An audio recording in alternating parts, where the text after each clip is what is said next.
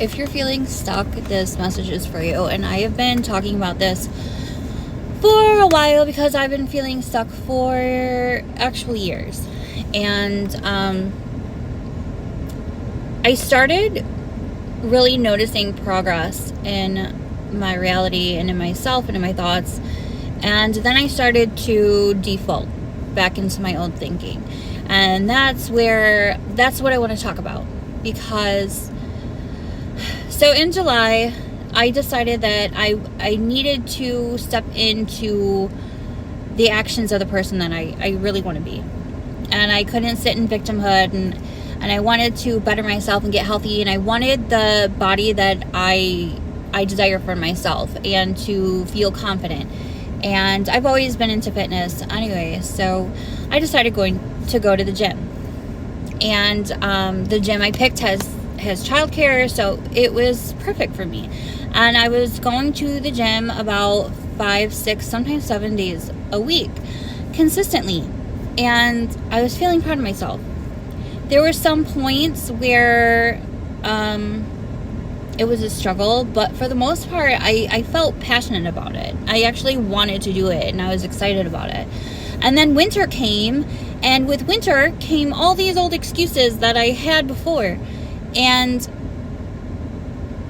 out of like 300 excuses, there was one valid one, but I continue to find so many excuses. And right now, in my situation, I'm sharing a bed with my daughter, and for whatever reason, she just doesn't want me to have a good night's sleep right now. So I've been waking up really tired with a bad headache, and immediately all the excuses come in. Like, it's so cold, you have to go out there and warm your car up. Like, it's around the holidays, like, give yourself a break, and you don't have to go, and you don't want to drag Ruby out in the cold, and what if she throws a fit at the gym? And all these excuses come up, right? And to me, I'm like, what the hell? Like, I was doing so good, and now there's this. And so I've been skipping the gym a lot. And I've been noticing the difference mentally, and every time I skip my routine, skip the things that I say I'm going to do, I start to feel guilt. I start to feel disappointed in myself. And then that triggers my depression, and then that makes it even harder to get out of it. And for years, I felt like I was on this cycle. And when I was in my relationship, it was a cycle of like fear and resentment and anger and feeling stuck and not knowing what to do. And I was so certain that when I left, I was stepping into this rock bottom, but it was just all this magical growth was going to happen, and it was going to happen quickly. That's what I really believed. But it wasn't so magical. And I ran into more complications, and it became more difficult. So I feel like I've been in these cycles. And then I get to a point where I'm like, I've had enough. I've reached my max. I'm done with these old cycles. I'm ready to step into the person I'm meant to be and live as that person, as that version of myself. And I start to get there, and I feel like there's something holding me back. Like that inner critic is holding me back. It's like a mouse glue trap, and my foot's stuck, and I'm battling trying to get it off. And in those moments, you can give up because it's tiring, it's exhausting, it's stressful. And you can give up, and you can crawl back into bed, and you can stay warm and depressed. Or you can keep fighting it and find a way out of it. And when your inner critic comes up and it's saying all these excuses, or maybe saying you're not good enough, or you shouldn't be doing this, and it goes on and on and on. We can sit and we can acknowledge it and be like, I understand what you're saying, because everything's energy. And when you're shifting your reality, you're rewiring your mind, right? All that old energy that you're releasing, it doesn't want to go. It wants to stick with you. So it's going to come up with these excuses. And all energy wants to be acknowledged, and I think we're all kind of the same in that way. So I sit, I acknowledge it, and then I create a new thought. a new belief. And I understand that it's not that fucking easy all the time. And it's Christmas Eve and I went to the gym and my mom's watching my youngest daughter, but that wasn't my intention, because my intention lately was to wake up an hour before my daughter,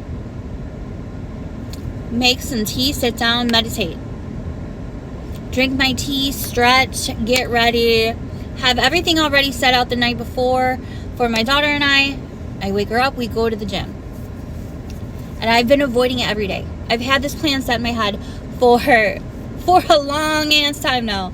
And why don't I do it? When I think about it, it makes me happy. It makes me feel at peace. Why am I not doing it? Because what is my body used to? It's not used to that. So anytime you're shifting out of a feeling that you're used to, your body is automatically going to go back and be like, okay, default mode, and go back. And you have to allow your body to understand, no, this is a new paradigm.